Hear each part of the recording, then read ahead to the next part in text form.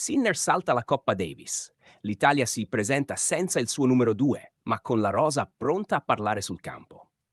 La notizia ha il sapore della scelta ragionata più che della rinuncia di pancia. Yannick Sinner, numero 2 del mondo, non ha dato la propria disponibilità per la Final 8 di Coppa Davis, che si giocherà a Bologna dal 18 al 23 novembre.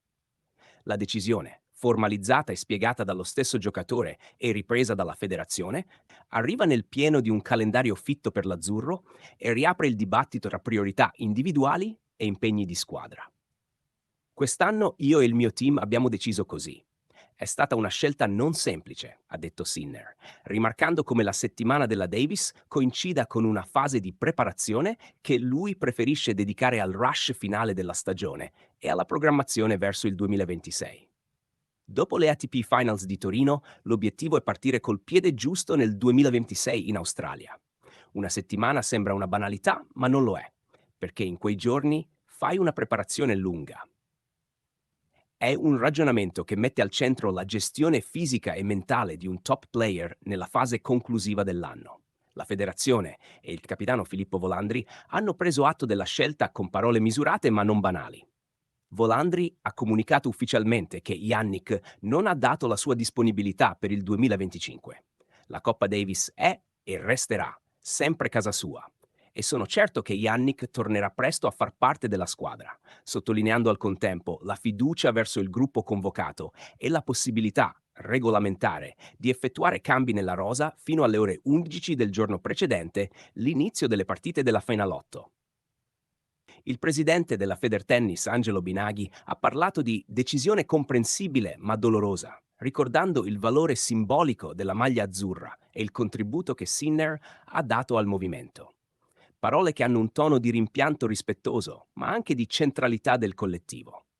La lettura istituzionale è chiara. Rispetto per la scelta individuale, accompagnata dalla fiducia nel gruppo chiamato a difendere i colori italiani in casa. La lista dei convocati ufficializzata dalla Federtennis fotografa esattamente la risposta pratica della federazione. Lorenzo Musetti, Flavio Cobolli, Matteo Berrettini, Simone Bolelli e Andrea Vavassori sono i 5 azzurri designati per Bologna. Una selezione che combina esperienza, Berrettini, Bolelli, Vavassori e talento emergente, Musetti, Cobolli, pensata per mantenere alta la competitività dell'Italia e, allo stesso tempo, per offrire alternative tattiche al capitano. Sul piano del tabellone, l'Italia debutterà ai quarti contro l'Austria, un avvio che non ammette confronti semplificatori sul quanto pesa l'assenza di Sinner. Perdere un top player di livello mondiale è logicamente un fattore che altera equilibri e pronostici, ma le parole di Volandri o la fortuna di poter contare su un'ampia rosa di giocatori puntano a neutralizzare sul piano emotivo la defezione, enfatizzando lo spirito di squadra e l'idea che la Davis, per sua natura, trova spesso eroi inattesi. Non è però una scelta monolitica o priva di sfumature. Alcune testate e analisti evidenziano che, pur essendo Sinner fuori dalla prima lista, esistono margini tecnici e regolamentari per eventuali cambi fino al termine previsto.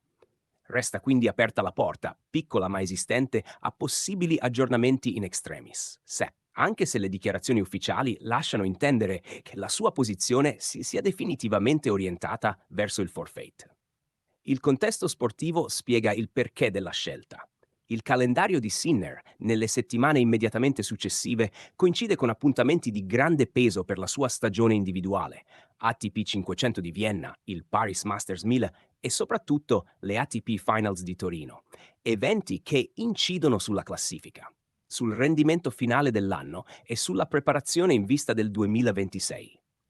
La necessità di gestire la benzina per la parte conclusiva dell'anno è la chiave di lettura più pragmatica della sua rinuncia. L'aspetto emotivo e mediatico è però inevitabile. La Davis torna in Italia dopo i successi recenti e la possibilità di giocarla in casa, con il pubblico e l'attenzione mediatica che ne derivano, rende l'assenza ancora più rumorosa. Eppure, proprio in queste condizioni, la squadra azzurra può trovare la sua forza. L'esperienza di chi ha già sollevato il trofeo negli anni recenti, unita alla concretezza tattica di nomi come Berrettini e Vavassori e alla classe di Musetti, lascia spazio a una lettura non apocalittica.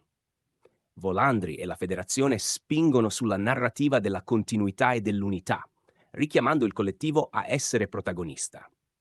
Infine, sul piano simbolico, la vicenda riapre la discussione su come i grandi campioni calibrino l'impegno tra circuito individuale e competizioni a squadre. La scelta di Sinner non è rappresentativa solo della sua situazione personale, ma di una tendenza più ampia nel tennis moderno, dove la gestione del corpo e del calendario è diventata strumento strategico. Rimane la promessa implicita, pronunciata sia dalla federazione sia dallo stesso Sinner, di un ritorno possibile, quando il timing e gli obiettivi personali torneranno a coincidere con quelli della maglia azzurra. In chiusura, l'Italia va a Bologna senza il suo numero 2, ma con una rosa che vuole dimostrare che la Davis può essere difesa anche senza il nome più luminoso. Sarà sul campo, nelle scelte tattiche di Volandri, nelle prestazioni dei convocati e nella capacità del gruppo di trasformare una difficoltà in opportunità. Questo capitolo resterà una nota a margine o diventerà il racconto di una nuova, diversa vittoria azzurra.